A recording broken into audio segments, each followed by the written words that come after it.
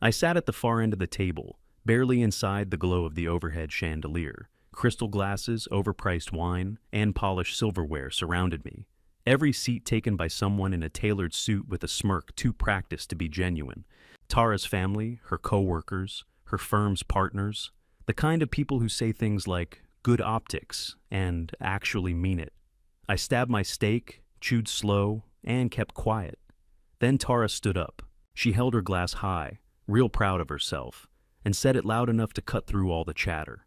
Let's toast to Mark's latest venture, the one that still hasn't made a single dollar. Laughter, real laughter. Neil, her cousin with the thinning hair and ego the size of Manhattan, leaned over his plate. Maybe you should go back to delivering packages, Mark. At least you were useful then. Someone choked on their wine. A woman across the table actually wiped tears from her eyes from laughing so hard. I didn't flinch, didn't look up, just took a slow sip of my drink. Let them enjoy it. Inside, my stomach burned. They thought they had me figured out.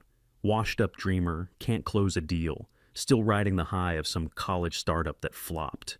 Tara had fed them all that garbage for years. The guy who had potential, but couldn't follow through. That's the story they liked. I watched Colin, her brother-in-law, VP of something or other at Yarrow Capital, pat Tara on the back like she'd just landed a killer punch. These people weren't family. They were a boardroom with blood ties. Mark's always chasing the next big thing, Tara added, swirling her wine. He just hasn't caught it yet. I bit the inside of my cheek, hard. Quick note, before listening, share which city or country you're watching from. I glanced down the line of faces, all of them smug, polished, full of fake concern and real judgment. I stayed calm, nodded, smiled even. Because what none of them knew, not Tara, not Neil, not even smug-ass Colin, was what I'd really been doing these past 3 years. I smiled again, raised my glass like a good sport, clinked it with the guy next to me. And in that moment, I made a promise to myself. They were going to choke on that laugh. Tara thought she had me pegged, the quiet husband with too many ideas and not enough follow-through. But that dinner toast, that didn't start out of nowhere. It built over time. I still remember the first night we met, some networking mixer in Midtown. She wore this white blazer like she owned the room, and in a way she did. Knew people, talked fast, dropped firm names like brands. Her confidence could knock a wall down. Me? I showed up late in a button-down from Target and sneakers that had seen better days. I said I was a freelance app developer, which technically was true, just not all of it. At that point, I was pulling double shifts, Amazon warehouse on weekends, tech support for a real estate office during the week, and then grinding nights on a system that I hadn't told a soul about. Security layers, deep-end, back-end stuff. The kind of thing hedge funds lose sleep over, but I didn't mention any of that. I told her I was still trying to figure it out. Humble beginnings, no big plans. I wanted to see something, if she'd be into me for me, not some padded resume or future net worth. She said I was refreshing. I said she talked too much. We laughed. I drove her home in my beat-up Moine Corolla with the cracked windshield and old receipts stuffed in the cup holder, and she didn't flinch. That was the start. 3 months later, we were dating. By the end of the year, we were living together in a place I rented above a mechanic's shop in Astoria. She called it cozy. I called it what I could afford. Still didn't tell her about the real project. She thought I was playing around with basic app work, building things I'd probably never launch. I let her think that. We got married a year later, small wedding. Her dad footed the bill. I paid for the honeymoon. Cash. She never asked how. For a while, she was supportive. Brought me coffee during late nights, bragged about my grit to her friends. But that changed quick. About a year in, when the milestones didn't look shiny on the outside, when there weren't splashy announcements or App Store features, she started with the jabs. Like, still working on that secret project of yours, she'd say, laughing when her friends were around. He's trying to build the next Google from our living room. It was supposed to be funny, but it never landed that way. Once at a friend's engagement party, someone asked what I did, and before I could speak, she said, "Mark, oh, he's between things, mostly ideas." That one hit different. Not just because she said it, but because she said it while looking right at me, waiting for me to swallow it. I did, for a while. Because behind the scenes, I was building something real. I'd already locked in my first client, a mid-size fund out of Boston. quiet deal, no PR. My name wasn't even on the paperwork. I ran the whole thing through a separate trust with a proxy CEO, kept it clean, kept it invisible. From there, it grew. Slowly, strategically, all back-end infrastructure, encrypted data routing, real-time threat assessment, server-side defense systems. Not the kind of thing that gets applause at dinner parties, but the kind of thing that gets firms to pay six figures just to sit in the room with you. I didn't tell Tara any of it, not because I didn't trust her, but because I didn't like who she became when she thought she knew more than me. She liked the story of me being a dreamer. It gave her something to joke about, something to feel superior over, something to explain to her friends when they asked, "What's it like being the breadwinner?" I let her tell that story. I smiled through it, bit my tongue. But in the hours she wasn't watching, when the lights were off and the house was quiet, I was designing something airtight, something they couldn't see coming. They all laughed like I was losing. But I hadn't even shown my cards yet. While Tara kept talking about how I needed structure, she pulled some strings and got me a temp gig in her family's firm. Yarrow Capital, IT support, contract role, just a warm body to fix printers and reset passwords. She called it helping, said it'd get me back into a rhythm. I smiled, said thanks, took the job. What no one at Yarrow knew was that I already had a working system in place that made theirs look prehistoric. I'd been quietly testing proprietary back-end tools on live financial networks for over a year. No downtime, no leaks. Real-time diagnostics, active threat suppression, bulletproof stuff. And here I was, plugging in Ethernet cables for guys who couldn't read a server map without a coffee in hand. Colin, Tara's brother-in-law and Yarrow's golden boy, walked around like he built the firm from scratch. Truth was, he was writing other people's work. I watched him take credit for features he didn't write, security protocols he barely understood. I even had to debug his code once after he tanked a system update that locked out half the senior staff. He didn't thank me, didn't even look up from his phone. That was the vibe at Yarrow. Top-heavy, lazy at the top, exhausted at the bottom. Junior analysts grinding until midnight, while the senior execs left at 5 to hit the golf course or some steakhouse downtown. I kept my head down, wore the temp badge, answered tickets. Meanwhile, my startup, under a different name, different entity, signed 2 new hedge funds that month. Quietly, we were stealing clients out from under firms just like Yarrow. We weren't loud. We didn't advertise. We offered something better. Infrastructure you could bet the house on. The secret? I separated everything. My real name wasn't on any filings. I ran the whole thing through a trust registered in Nevada, with a CEO who looked the part. Ivy League, sharp jaw, fake smile. He was my front. I paid him well to keep it that way. Every day I showed up at Yarrow, listened to Neil make stupid jokes about people who peaked in college, or Tara teasing me at lunch about my tech projects. I just smiled, ate my sandwich, went home and pushed another update that locked in 6 figures from a new client. I wasn't just building something, I was watching how they operated, how they ignored the interns, how they shut down new ideas in meetings, how Colin's presentations were stitched together by a team of analysts he never gave credit to, how Neil, who didn't know Python from PowerPoint, still had a say in IT decisions. And they all thought I was just Tara's charity case. The guy she kept around out of pity, a fixer-upper. That worked in my favor. The lower they set the bar, the easier it was to move under their radar. Colin would stroll past my desk, clap me on the back, say stuff like, "Hang in there, Mark. Some guys just need a little longer to figure it out." I'd nod, smile, then go home and read over quarterly reports from the hedge funds my tech was securing. What they never asked, because they never cared enough to, was where I went after hours, or why I never used my own laptop at work, or why I kept my phone in airplane mode when I was in the building. They didn't question anything, and every smug comment they tossed my way, every time they spoke over me in meetings or acted like I was just Tara's little project, that just added fuel. They didn't see what was coming, but I did, and I was already mapping out exactly how I'd bury them with it. So I pushed it further. Created a whole new identity. Matt Brooks, neutral name, clean background, a basic LinkedIn profile, fake Gmail, no mutual connections. Built a modest resume, freelance data work, volunteer consulting, a couple certification programs. Entry level, nothing flashy, Then I applied to Yarrow Capital's junior data analyst position. Yeah, bottom of the barrel, just wanted to see how deep the rot ran from inside the well. A week later, I got the invite. Group interview. 8 of us in a bland conference room with fluorescent lights and a crusty Keurig in the corner. Folding chairs, lukewarm water bottles. Cheap as hell for a firm that claimed to manage over $1 billion in assets. Colin walked in with his shiny shoes and smug face. Neil followed, sleeves rolled, acting like he was late because of something important. They didn't recognize me. Not even a flicker. Matt Brooks was invisible to them. They sat across from us, fake smiles plastered on, sizing everyone up before a single question got asked. Neil started. Matt, you've been out of work a while, huh? Think you can handle actual deadlines? I smiled. That's why I'm here.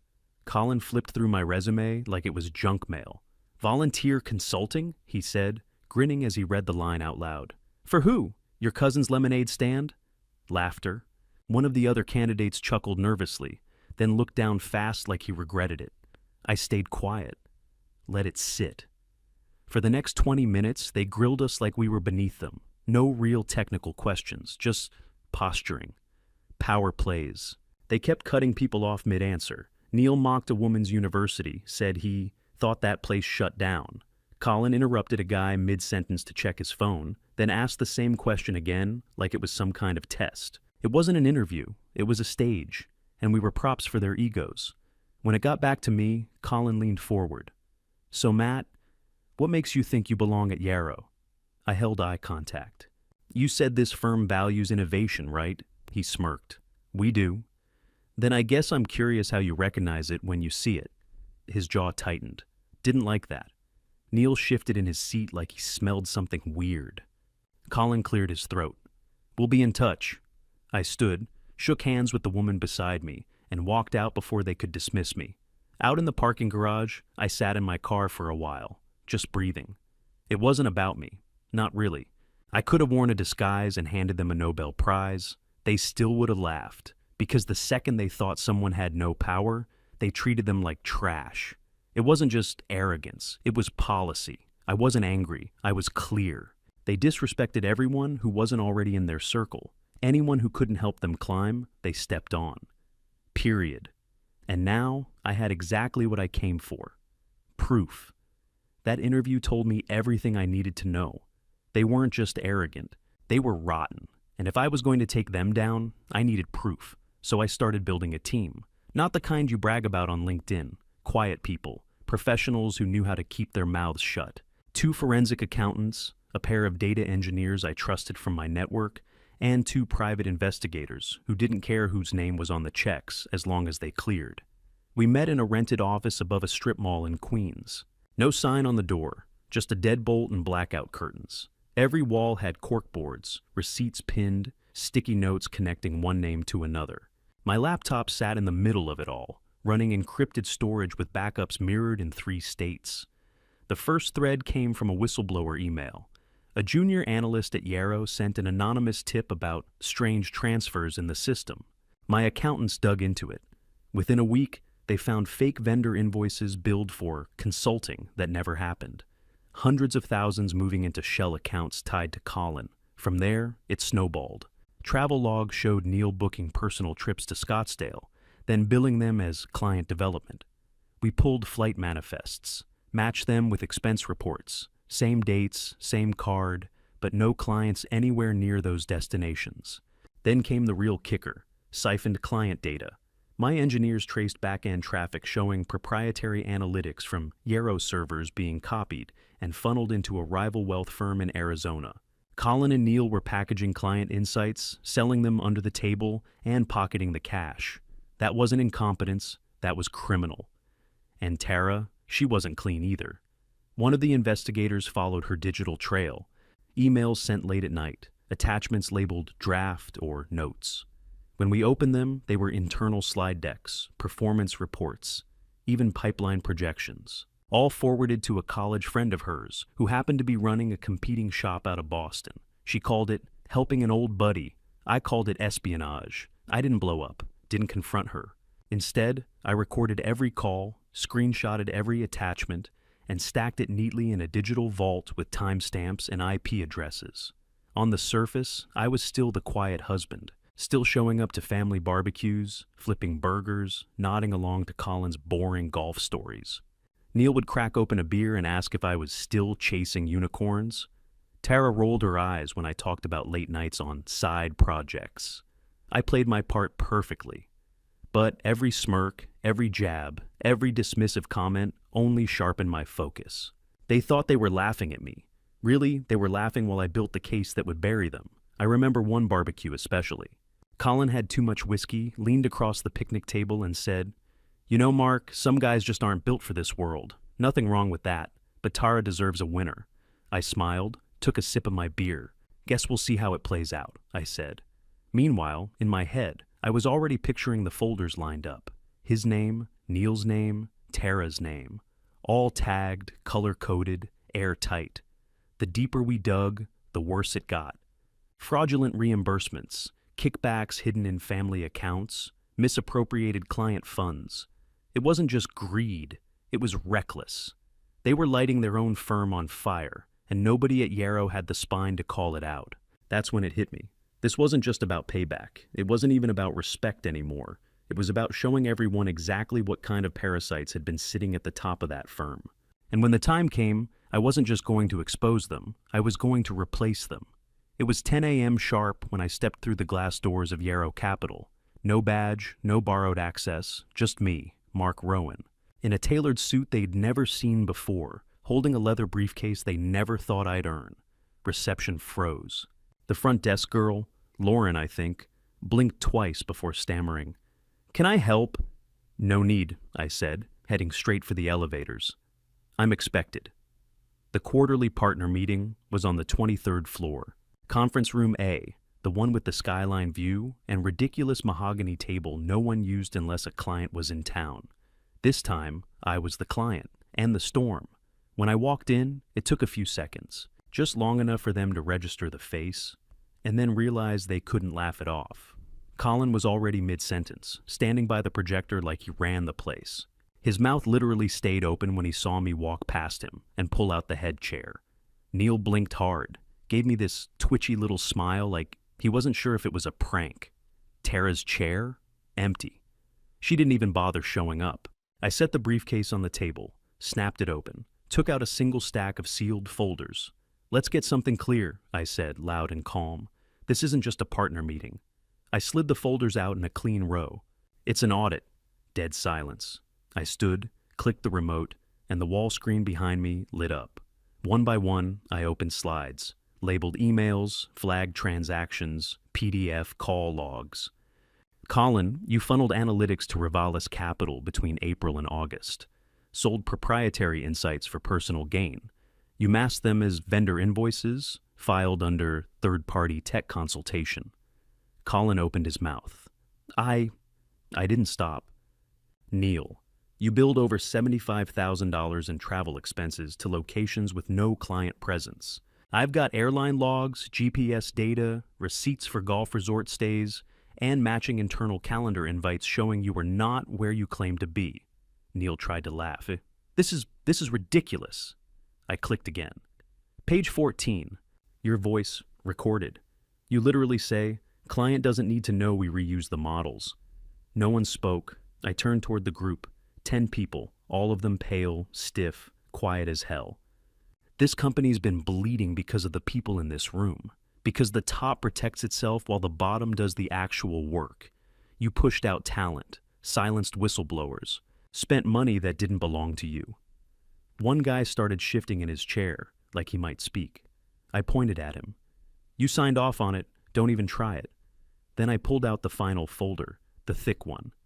This includes Tara's email trail, 11 instances of proprietary material forwarded to an outside competitor. Company devices, after hours. Every message is time-stamped and geo-tagged. I paused. Let that sink in. She's not here because she knew what was coming. Nobody moved. I leaned forward. "Effective immediately. You're all done." Colin pushed back. "You can't—" I dropped the final card. "I own 62% of Yarrow Capital," I said, "via Blue Signal Tech, which just finalized acquisition last week. You missed the filings because I ran them through your blind spots. That's what happens when you build firewalls around the wrong people. I slid the termination papers down the table. Read them, sign them. Security's outside the door. A few still looked like they were waiting for someone to jump out and yell, "Gotcha!" But no one came. Because the joke wasn't on me anymore. It was on every single person in that room who mistook silence for weakness. Once the last signature hit the paper and the door shut behind Neil, I didn't even sit back down. I walked straight out of that conference room and headed for the executive wing. By noon, I had HR lock out every partner who'd been complicit. Accounts frozen, badges deactivated. If you were in the room that day and didn't speak up, you were out. No second chances. Then I made the first real call that mattered, to people I actually trusted. I brought in a new exec team, folks I'd worked with for years through Blue Signal, smart, sharp, ethical. People who didn't care about boardroom politics or who sat at the head of the table. They cared about building something that didn't rot from the inside out. The changes came fast.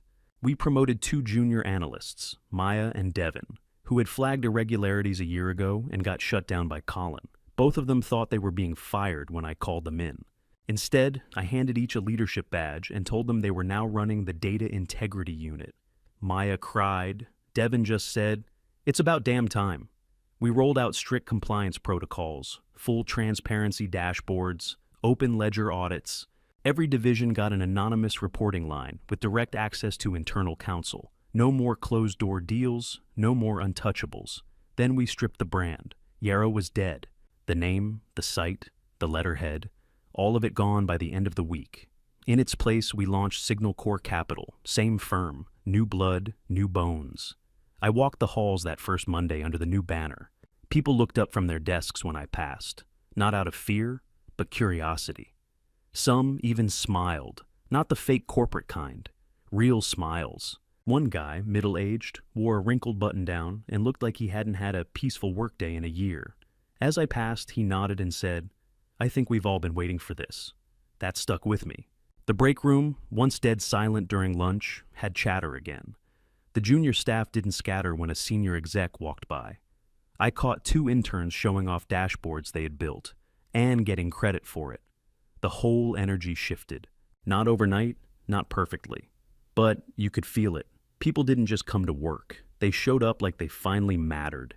And for the first time in that building, I believed it too. By Friday, the headlines hit like shrapnel. Yarrow Capital implodes after surprise takeover. Major asset shakeup exposes fraud, insider theft. Anonymous whistleblower behind corporate uprising. They didn't know it was me, not yet, but they would. Colin went first.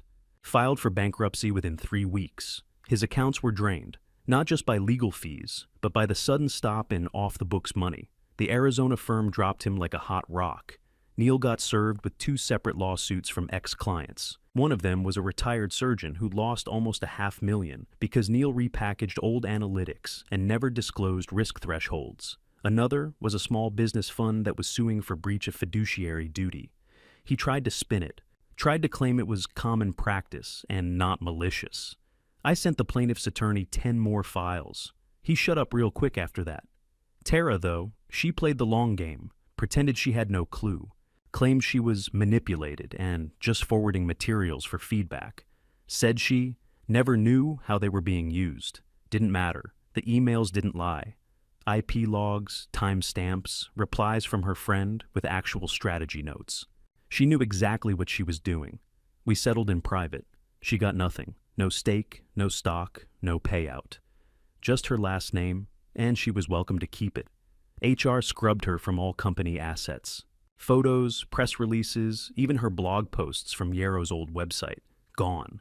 And word spread fast. Wall Street circles are small, smaller than people think. Recruiters blacklisted the whole crew within days. Colin tried applying at some boutique firm in Chicago, didn't even get a call back. Neil pushed his resume to 3 firms in Jersey and got ghosted by all of them. Tara tried to freelance as a consultant. Nobody bid. Her old college friend, she stopped replying once subpoenas started rolling in. Then one night, I got a text from an old buddy I hadn't heard from in years. Just a photo. Neil standing outside a data center in Jersey. Night shift badge, baggy hoodie, coffee in hand. No Rolex, no tailored suit, just a hollow stare and a security lanyard. My friend wrote, "Guess the comeback tour's off." I didn't smile, didn't gloat, but I saved the picture, not for revenge, just to remind myself what happens when people think no one's watching. 6 months later, I sat in the corner office of Signal Corp Capital. Glass walls, exposed steel beams.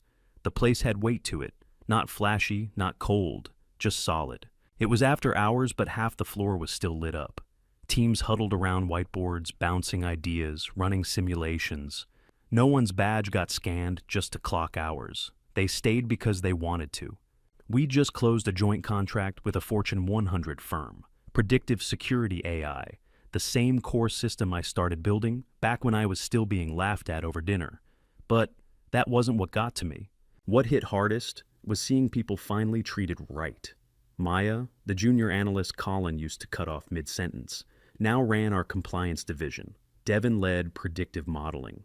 Both had real offices, real authority, and a team that backed them. No more fake respect, no more closed doors. I sat back, watching them through the glass, and saw a kid, maybe 21, intern badge, nervous energy, walk into a meeting and take a seat like he belonged there. No hesitation, just showed up. That was the shift. No more hierarchy games. No more ego contests. If you brought value, you had a seat at the table. Simple as that. A few nights back, one of the janitors stopped by my door just as I was packing up. Older guy, thick accent, always nodded when he passed. He said, "I don't mean to interrupt. I just wanted to say thanks." I looked up, confused. For what? For saying hi. Every morning, most people don't. That hit me harder than any deal memo ever could. Because that's what we built here.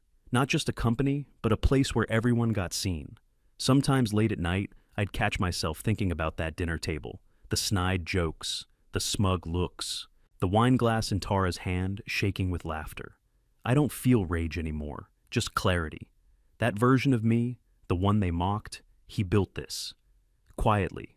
While they ran their mouths, I ran the code. While they bragged, I stacked contracts. And while they thought they were tearing me down, I was laying the foundation, not for revenge, for legacy. My name is Mark Rowan, and I don't need applause. I just need a clear view of what's next. Would you have kept quiet like Mark, or called them out earlier? Drop your answer in the comments. And don't forget to like and subscribe for more stories like this.